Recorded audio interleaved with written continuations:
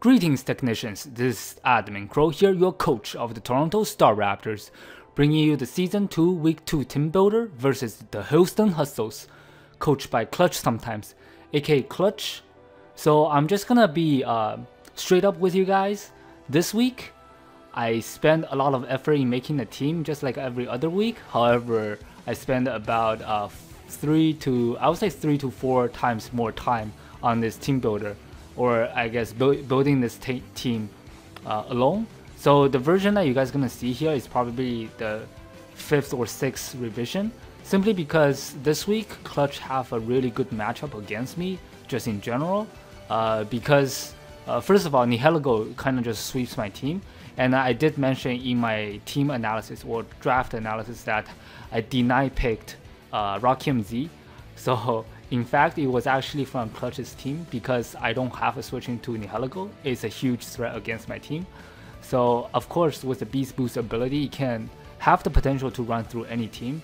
However, as a I guess my fairy type and also my setup check, a unaware Clefable, it gets destroyed still by the poison stab coming from Nihilego. And also Handoom has a tremendous matchup against my team as well, simply because both my fire type and water types are psychic types as well. So with the same, like, while it resists the fire stab coming, they resist the fire stab coming from Handoom. They don't resist the dark pulse, obviously. Those being the Slowking and Victini.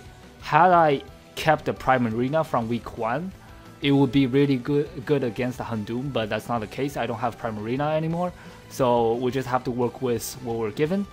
So let's just get started into Team Builder. I can't emphasize enough, there's still a lot of threats that I haven't mentioned. I'm just going to go through them while I go over my sets.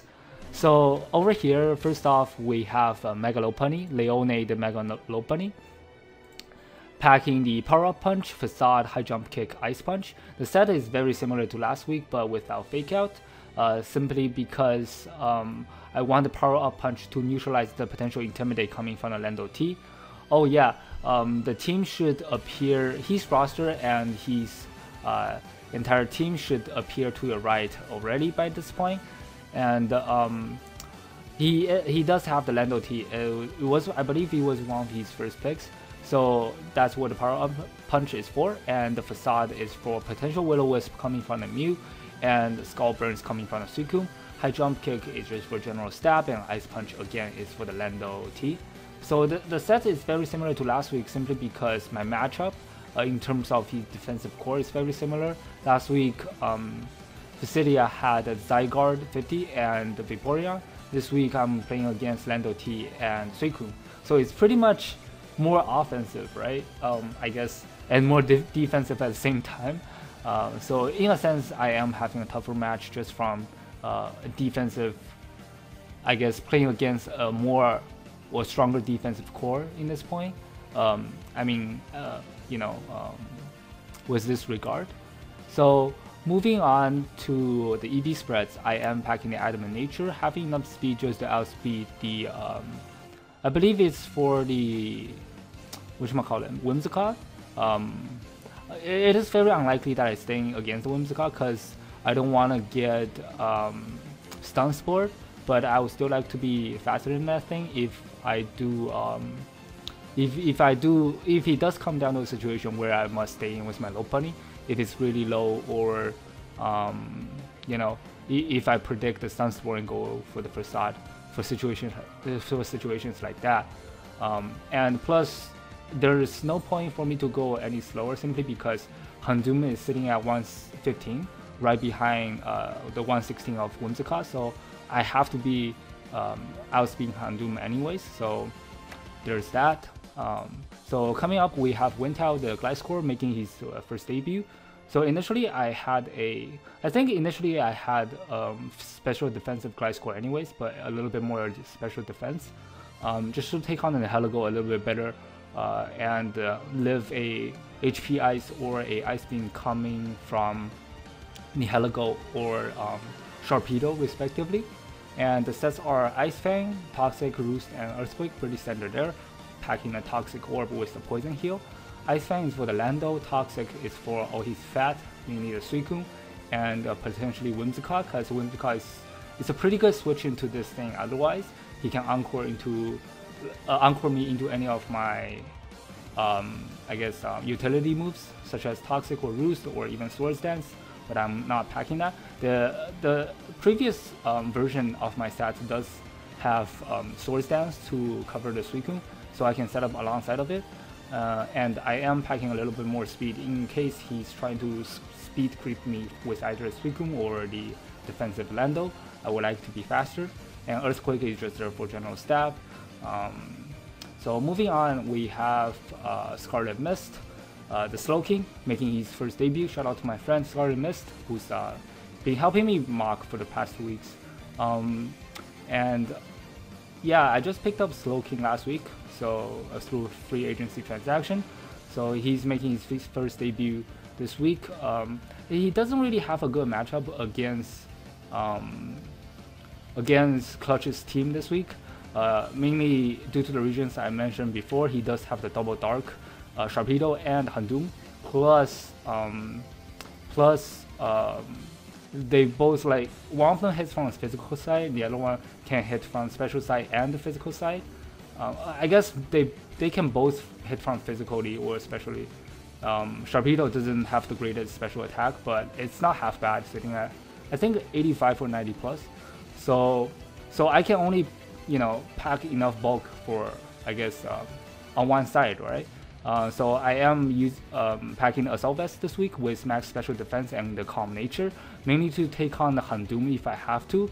I believe a Dark Pulse after a Nasty Plot has a chance to 2-hit KO me, but it's like a 10% chance or something. But this thing is mainly here to take on the Nihilego, and for the Houndoom if I have to, basically.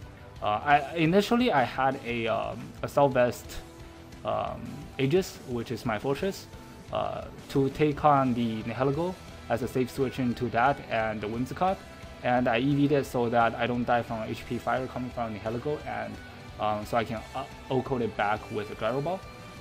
But after some revisions, I realized that it gets hard walled, or I mean it becomes setup fodder for a lot of mons if I do run Assault Vest Fortress. Mainly because it loses the physical bulk that I needed to have to take on the Lando, right? And as a lead, he loses to Druddigon, which also has a tremendous matchup against me. So I am running max HP and max special defense for the reasons I mentioned before, just to take on the Nihilego and Houndoom. So the moves are Side Shock, Scald, just for general stab. Side Shock is to hit the Nihilego a bit better. Scald is for the Houndoom and everything else who doesn't appreciate burn. Ice Beam is for obviously the Lando and the Whimsicott. Dragon Tail, this is interesting. After like 7 or 8 mocks, I realized that I can just get straight up swept by a setup Suicune via a Calm Mind or a Calm Mind Mew. For Mew, I didn't really do a lot of prep because you can't really prep for that thing since it's so versatile. But one set that I did prep for, which is Calm Mind Mew. So I have, this is what Dragon Tail is for. But if any of these two like bulky mons brings Calm Mind with leftovers and substitute, I'm pretty sure I just straight up lose. So I don't have too many options against that, simply because his team, like I mentioned before, is so offensive against mine. So I really don't get the opportunity to do anything pretty much. He's basically all his mons heavily pressure mine, right? So I'm not gonna be able to freely switch it around if I don't run a more passive or bulky variant of anything. Plus, like personally, I don't really like to run 252 and 252s, just because I want to have more fun in Draft League, and I don't want to bring the standard stuff unless I have to. And I guess this week is one of the weeks that I have to win this, or else I just get wrecked, right? I don't know, like even with the team I have right now, I don't think I have that good of a chance of winning, but at least I don't want to lose all that badly. That was my, I guess, our game plan going in this week. And coming up, we have Ara the Victini. packing a Choice Scarf with Blue Flare, Final Gambit, U-Turn, and Thunderbolt, with max HP for the EB and enough speed to outspeed Sharpedo at +1, and the rest in special attack with a Timid Nature. So initially, this was the first mon that I built around, right? So he has to bring Houndoom. I know he's bringing Houndoom, Whimsicott, and Lando for sure. Maybe the Mew and Suicune. Because all his mons are so good against mine. And also, of course, the Nihilego is a possible bring as well. So the first 3 mon, mainly because Lando T is one of these main way to set up rocks. And it's, I guess it's a good low punish switching with the Intimidate. And it also is his ground type along with the potential bring of Ground DMZ, just to nuke something extremely hard. And obviously, the other 2 mons that I mentioned that's gonna come for sure is Houndoom and Whimsicott. Whimsicott mainly has to come for Incursio, which is my Hydreigon. I did pick it up last week as well. It's his first debut this week alongside of Slowking, the Scarlet Mist. And so he doesn't really have a Draco switching outside of Whimsicott, because whatchamacallit, he's Steel type Doublade, gets wrecked by Dark Pulse. So in that regard, I think Whimsicott has to come. So Victini is pretty much only there for the Whimsicott if I have to click Blue Flare. But the main purpose of this set is to take out some of these defensive threats, I guess, such as Lando, Suicune, or Mew. Those 2 being the biggest, or I guess most problematic for my team to break, like offensively, not defensively, obviously. But so basically what I'm trying to say is I have a really tough time breaking it without it. So I'm pretty much forced to run max HP, because I think Lando hits a base HP of 91, but both Suicune and Mew have a base HP of 100. So if I can catch one of those off guard as he's trying to scout out for the Glaciate, if he so decide to lead with the Lando, and maybe switch out on first turn to scout out for the Glaciate into either his Mew or Suicune, I can just catch him off guard with the Final Gambit. So if I don't, so this thing is my lead 99% of the time, or I guess 90% of the time. So if I don't see certain mons, mainly the Druddigon, I'll probably lead with this and just get my kill turn 1. It is a Scarf in case of Scarf Lando lead. So one thing I forgot to mention is that I don't think he has a Rapid Spinner. I could be wrong, but his main way of getting rid of defog is via getting rid of hazard is via a defog from the Lando T, Whimsicott, or Mew. So with the 3 of these, I believe the highest chance of him having defog, if he brings the Mew, is probably on the Mew. If he doesn't bring the Mew, it's probably on the Whimsicott, because I don't think Lando has room for that. It's such a huge offensive threat, but we'll see. U-turn is there for general momentum, and Thunderbolt is for very niche situations where, because I never want to get a kill with Victini, right? Outside of Final Gambit, simply because he can just go into any of these mons and revenge kill me, especially the Houndoom. He can just send that thing in, resist or immune to both of my stab, and go for a pursuit.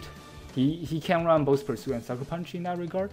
And offensively, I guess the Sharpedo destroys it, Houndoom destroys it,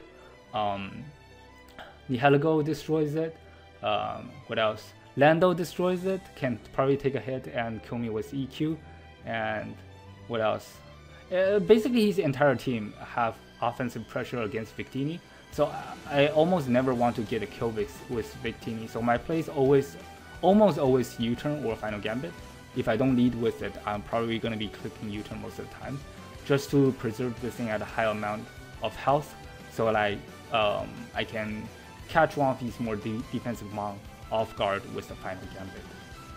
So in Incursio, I am packing a choice spec, Incursio Hydreigon obviously. I am packing a choice spec this week, mainly for the Suicune, because I have no way to break that. I don't have an electric type on my roster. I traded Electivire away, and I don't think my grass type, which is the whatchamacallit,